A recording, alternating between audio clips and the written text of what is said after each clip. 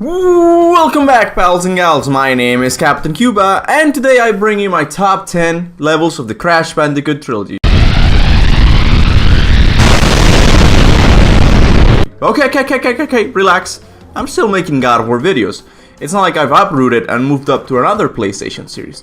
In fact, just to make you happy and to keep you hooked on the video, I will insert a God of War reference in one of the entries. But without further ado, here are my top 10 Crash Bandicoot levels.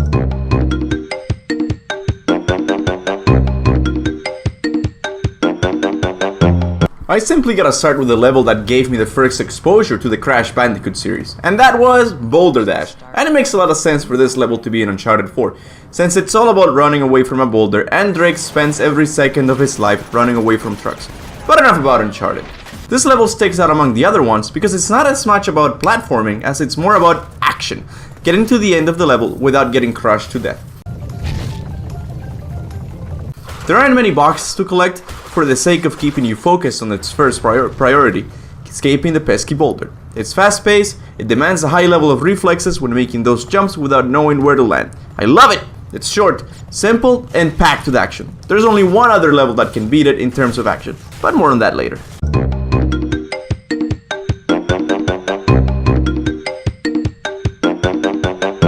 The next entry in our list is Tell No Tales from Crash 3. I don't usually like vehicle sections in video games because they feel forced and last way too long for the sake of making the game longer.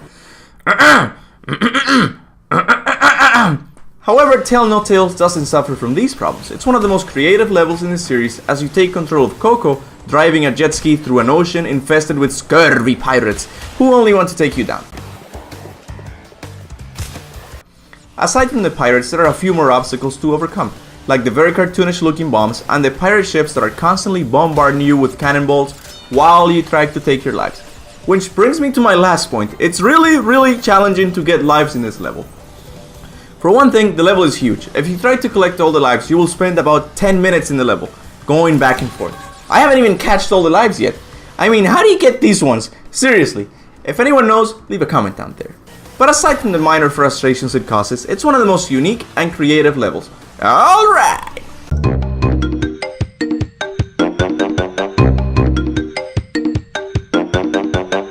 Coming up to number 8, we have Hang 'Em High from Crash 3. And I have nothing to say about this level. I really don't know why I like this level. It basically comes down to me having watched Aladdin when I was a kid.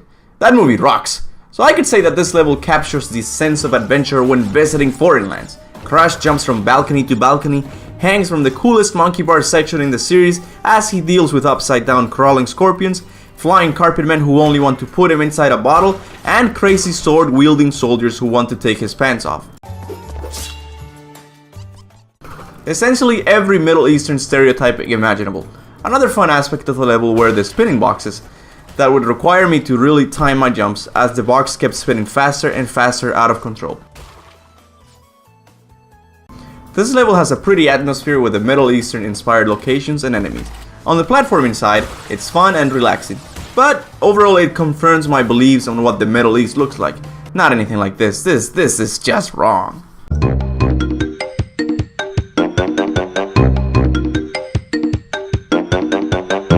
At number 7 we have Orient Express, undoubtedly the best animal riding level in the entire series. The hog from the first game was just stupid. He couldn't even make it past this hole. And the small polar bear, well... who am I kidding? The small polar bear level was good too. But Orient Express had something others levels don't have. One of the 7 wonders of the ancient world. The Great Wall of China. In Orient Express you take control of Crash's little sister Coco. Again, as she rides her small tiger Puda through the construction of the Great Wall of China. The atmosphere becomes complete when you hear the theme song playing in the background.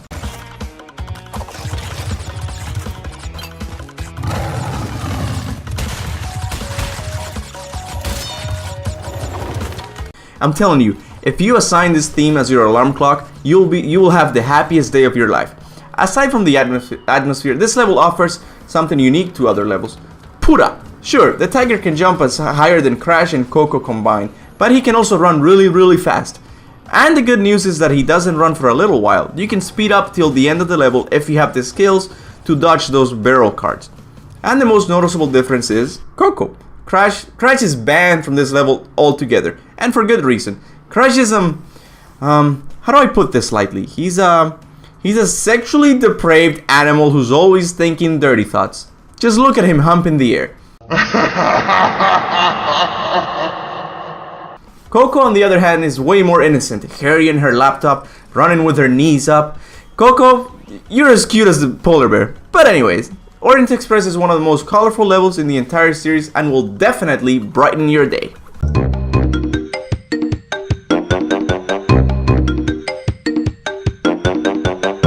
And at number 6, we have what has to be the coolest snow level. Get it? Because it's cold and I said coolest? Yeah, we got it! Thank you for that carefully crafted joke. Psst. It's no problem. Now this is one of the first levels of the second game, and right from the beginning we see some noticeable differences. For one thing, the levels are much longer and wider, as opposed to the first game, where it literally felt like a 2D platformer with the camera behind the main character. This level is also important because it added a new element to the series, ice. Aside from carefully jumping platforms and killing the usual enemy, you could now relax by sliding on the pretty little blue ice, or fall to your demise. It also included new types of enemies, like the seals who literally do nothing but walk back and forth, who may be ancestors to Gerald from Finding Dory. Also the porcupines who just want to hug you when they see you. And the belly sliding penguins who want to take Crash along to their deaths. I should point out that this was the first level where I noticed a better transition into the optional parts of the level. No longer was there a black loading screen dividing the main level to the optional part. It was just one big harmonious level. Which I gotta be honest, I was a little afraid of taking that initiative jump that would lead me to an area bountiful with fruit and lives. But eventually I did jump. The gods of Olympus have abandoned me.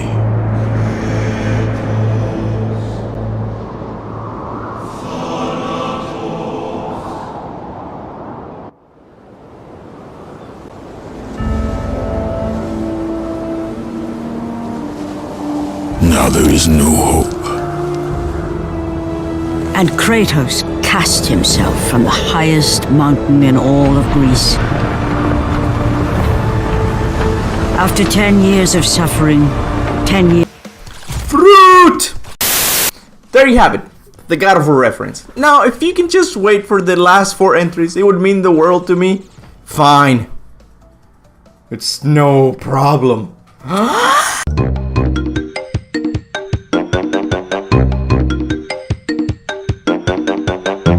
At number 5, we have the first level of the entire series, the Grand Pappy of all levels. From the first time you heard the sound when collecting the fruits,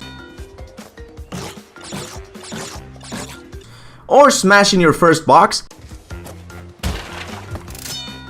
you were hooked. You knew that this was a recipe for success. So successful that the Crash Bandicoot collection has been the best game Activision has published in the last 5 years. Anyways, this level is not only good as a thing of the past, as it works as a tool for rewiring our artsy-fartsy gamer minds, because nowadays, that's all we talk about. Hey, what's the level of depth in this game? You jump on boxes to get fruit. Just how accessible are the combos to defeat the enemies in the game? You jump on them and they die. What happens if I go to the right? Will I set off a domino effect that will affect the ending of the game? No, you get a bridge full of boxes. What about the left? You get to kill a turtle and get a few more boxes. But trust me, simplicity can be good at times. This level gives a safe space for new players to get a feel of the style and gameplay this game brings. It's fast, short, it has a catchy theme, and it's the best way to introduce a quirky series to gamers. What else do you want? Let me just clarify, I still like my artsy-fartsy video game analysis. But anyways...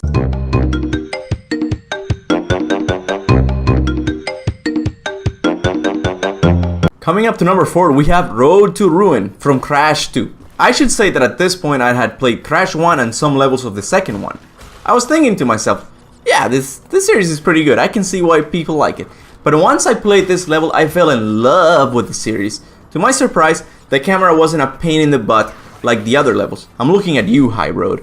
Right from the beginning, you could see 60% of the level ahead. Gorilla heads breathing fires, towers of fruit to collect, creating an illusion of vastness, when in reality the level was pretty straightforward. On the side of gameplay, every jump felt strategically calculated, as the enemy position felt right. You could smash a box, and from the momentum gained, you could seamlessly jump to an enemy. It too was the first time I stepped on one of those death routes. This part of the level presents the player with a high risk, high reward scenario. You could go the easy way, jumping on rats and breaking the knees of lizards. Or you could step on the skull and become a man, where you had to deal with harder platforming sections and white steroid-induced monkeys that threw logs at you. This level made me say to myself, this series demands a top 10 levels video, and here we are.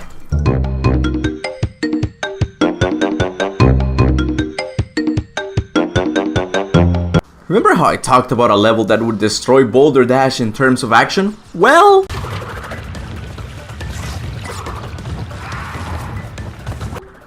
this is one of the better designed levels in the entire series, as it has 3 sections to it. First is the normal third-person view of Crash going through the jungle while avoiding these funny-looking fish versions of Crash. You get to collect some fruits and break some boxes. Pretty standard stuff. Until you meet the most important character in the entire series. Neo Cortex? No.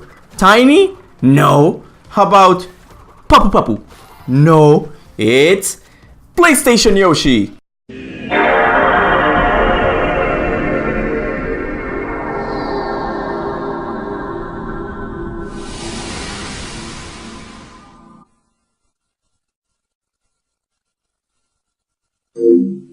Yoshi can jump as high as Pura, becoming useful in later parts of the game where you have to deal with hunters who jump out from the water. Yoshi brings a needed change to the mechanics of the game, as you can freely step down from him at any time and explore. Or just, smash every single box with him. The next section is, well, the 2D platforming section, and it's just the regular platforming section. All I can say is that Mario approves of it. And lastly, the Triceratops chase. One of the reasons I say this level is better than Boulder Dash is because, well, Triceratops beats Boulder anytime. It's a scientific fact. This part of the level also brings its own set of obstacles, inspired by the prehistoric era, like pterodactyls who want to take you as food for their babies, lava pits and steam pimples? I don't know. Crash has to deal with all of these obstacles while being chased by a Triceratops. A level packed with action that you'll never forget.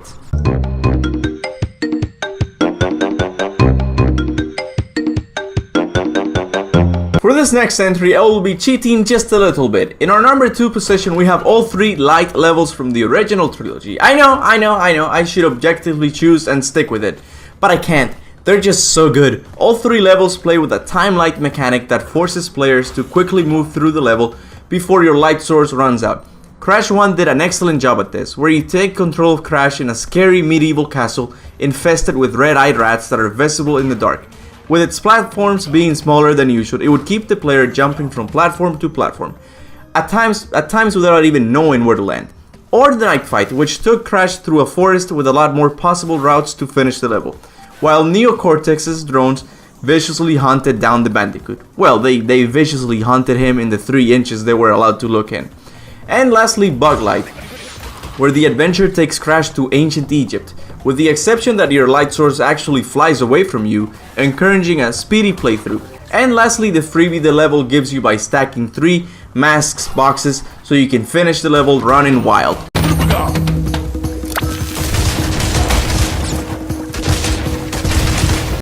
I tried to make a joke regarding the ancient alien theory that had ancient Egyptians had access to light bulbs, but I can't seem to make a connection for a good joke.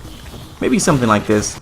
This level shines on the stupidity of the ancient light bulb theory. No, this level is not stupid. It's pretty good. But what if I just...